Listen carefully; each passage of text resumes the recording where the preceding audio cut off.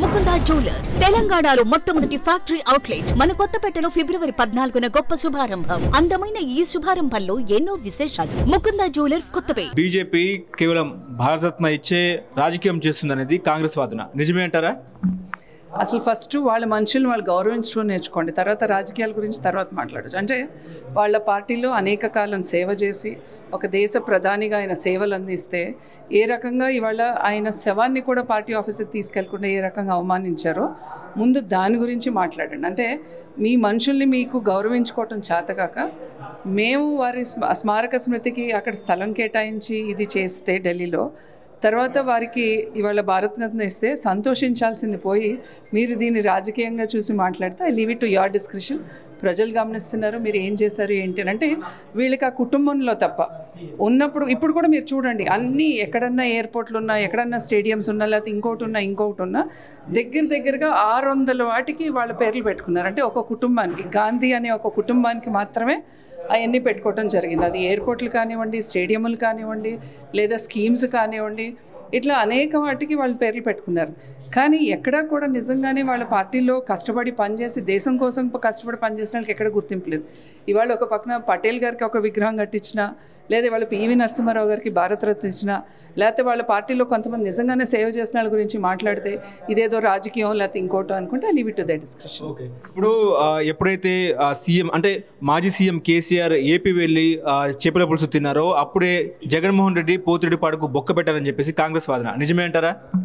ఇవాళ ఒకటండి, మన రాష్ట్ర ప్రయోజనాలు ముఖ్యం. ఈ రాష్ట్ర ప్రయోజనాలకి గతంలో కాంగ్రెస్ తూట్లు పుడిచింది, ఇప్పుడు అట్లాగే బీఆర్ఎస్ కూడా అదే చేసింది. మొన్నటి దాకా మనందరికీ తెలిసిన విషయం.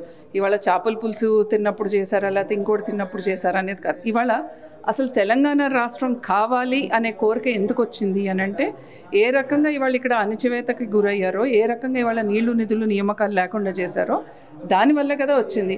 అలాంటి తెలంగాణ వాదాన్ని కూడా మీరు డిలే చేసి ఏం చేశారో మనందరికీ తెలుసు. ఎంతమంది చావులకి కారణమైంది కాంగ్రెస్ పార్టీ అనేది కూడా మనకు తెలుసు. అందుకనే ఇవాళ కొత్తగా ఏదో బీఆర్ఎస్ ఏదో ఇవాళ ఆ రోజు చేపల పులుసుకి వెళ్ళిందో లేకపోతే ఇంకోటి వెళ్ళి తింటే ఇదయ్యింది అనేది కాదు. ఫస్ట్ నుంచి కూడా ఇటు కాంగ్రెస్ కానీ బీఆర్ఎస్ కానీ ఎక్కడ కూడా రాష్ట్ర ప్రయోజనాలు చూసుకోవాలా, వాళ్ళ స్వంత ప్రయోజనాలు చూసుకున్నారు తప్ప ఎక్కడ కూడా రాష్ట్రం గురించి పట్టించుకోవాలి. ఈ బస్సు యాత్ర విజయ సంకల్ప యాత్ర ఎట్లా ఉండే అవకాశం ఉంది? డెఫినెట్గా అంటే ఇవాళ 5 జోనులుగా డివైడ్ చేసి 5 చోట్ల నుంచి కూడా ఇవాళ ఈ యాత్ర అనేది స్టార్ట్ అవుతుంది. రేపు 20th నుంచి స్టార్ట్ అవుతుంది. సో ఒక్కొక్క జోన్ నుంచి ఎవరైతే ఉన్నారో అందరూ పార్టిసిపేట్ చేస్తారు. అట్లా కేంద్రం నుంచి కూడా కొంతమంది నాయకులు రావటం, పార్టిసిపేట్ చేయటం. తర్వాత నిన్న కిషన్ రెడ్డి గారు కూడా చెప్పడం జరిగింది ఏ రకంగా ఇవాళ మోడీ గారు రావటం కానివ్వండి, నడ్డా గారు రావటం కానివ్వండి, అట్లాగే ఇవాళ అమిత్ షా గారు, ఇట్లా అందరూ కూడా కేంద్రం నుంచి వచ్చే నాయకులు వాళ్ళు వస్తారు, పార్టిసిపేట్ చేస్తారు. డెఫినెట్గా ఒక జోష్ అయితే ఇవాళ తెలంగాణ రాష్ట్రంలో ఉంది. ఇండియా టుడే సర్వేలో ఈ పార్లమెంట్ ఎన్నికల్లో బీఆర్ఎస్కు 3 సీట్లు, బీజేపీకి 3 సీట్లు, కాంగ్రెస్ పార్టీకి 10 సీట్లు అని చెప్పేసి సర్వే, నిజమే అంటారా? మీకు ఎన్నోసార్లు చెప్పాం, సర్వేలు ఎప్పుడు కూడా మాకు పాజిటివ్గా ఉన్నా సరే నెగిటివ్గా ఉన్నా సరే మేము నమ్మం అనేది. ఎందుకంటే మేము మా పనిని నమ్ముతాం. మేము ఇక్కడ తెలంగాణ రాష్ట్ర ప్రజలు ఏమనుకుంటున్నారు అనేది నమ్ముతాం. ఎందుకంటే ఇవాళ జరిగేది ఇది ఒక స్టేట్ ఎలక్షన్ కాదు. ఇవాళ స్టేట్ ఎలక్షన్ అయితే మనం ఒక డ్రైనేజ్ గురించి మాట్లాడచ్చు, లేకపోతే ఇంకోటి మాట్లాడచ్చు. కానీ ఇవాళ దేశం కోసం జరుగుతున్న ఒక ఎలక్షన్ ఇది. ఇవాళ పార్లమెంట్ ఎలక్షన్ అనేది ఒక దేశం కోసం చూస్తుంది. ఇవాళ పార్లమెంట్ ఎలక్షన్స్లో డెఫినెట్గా చూసేది ఎవరు అంటే భారతదేశం ఒక ప్రధానమంత్రి ఎవరు అనేది, that is more important. So ఇవాళ మీరు చెప్పండి, ఇవాళ ప్రతిపక్షం నుంచి ఎవరు ప్రధానమంత్రి అభ్యర్థి అనేది మీరు చెప్పండి. ఇవాళ ఏ రకమైన ప్రభుత్వాన్ని వాళ్ళు ఇన్ని సంవత్సరాల నుంచి వాళ్ళు ఏర్పాటు చేసి ఏం చేశారు అని అంటే ఇప్పుడు కూడా మనం ఇళ్ల గురించి మాట్లాడే పరిస్థితి, ఇప్పుడు కూడా మనం నీళ్ళ గురించి మాట్లాడే పరిస్థితి, ఇప్పుడు కూడా ఆరోగ్యం గురించి మాట్లాడే పరిస్థితి ఇంకా వచ్చింది అని అంటే మీరు ఆలోచించండి ఏం చేశారు ఏంటని. ఇవాళ ఆ రోజు ప్రధానమంత్రి గారు టాయిలెట్స్ గురించి మాట్లాడితే ఎర్రకోట నుంచి దానికి నవ్వారు.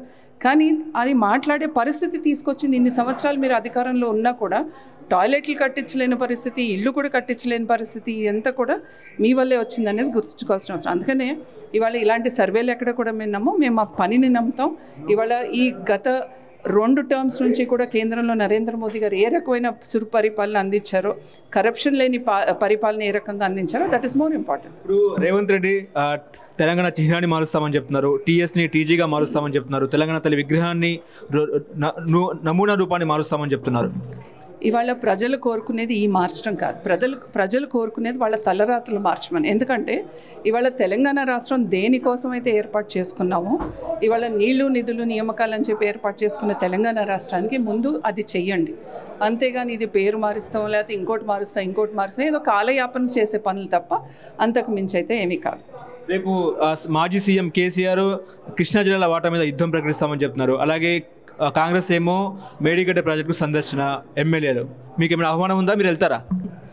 ఇవాళ ఒకటండి, ఇవాళ కేసీఆర్ గారు ఎన్ని చేసే ప్రయత్నం చేసినా, లేదా ఇటు ఒట్టి ఇదేదో బీఆర్ఎస్ లేకపోతే కాంగ్రెస్ మధ్యలో ఉంది అనే ఒక ప్రయత్నం చేసేది ఏదైతే మన రేవంత్ రెడ్డి గారు చేస్తున్నారో ఇది. ఎందుకంటే ఇట్లా BRS is nowhere relevant for this election అనేది గుర్తుంచుకోండి. ఇదంతా కూడా ఇవాళ కాంగ్రెస్ చేస్తుంది ఏంటి అని అంటే, ఎక్కడా కూడా బీజేపీ గురించి మనం మాట్లాడొద్దు, ఇది ఒకటి బీఆర్ఎస్ కాంగ్రెస్ గురించే మాట్లాడదాం అన్నట్టుగా ఉంది. కానీ ప్రజలకి తెలుసు ఎందుకంటే మేము అసెంబ్లీ ఎలక్షన్స్ అప్పుడు కూడా చాలా మందితో మాట్లాడితే, ఇవాళ పార్లమెంట్కి మీకు వేస్తాం, అసెంబ్లీకి అయితే మీరు మమ్మల్ని అడగొద్దు అనే పరిస్థితి చాలా చోట్ల మాకు ఎదురైంది. అండి అది ఫ్యాక్ట్, దాన్ని మనం దాచుకోవాల్సిన అవసరం కూడా.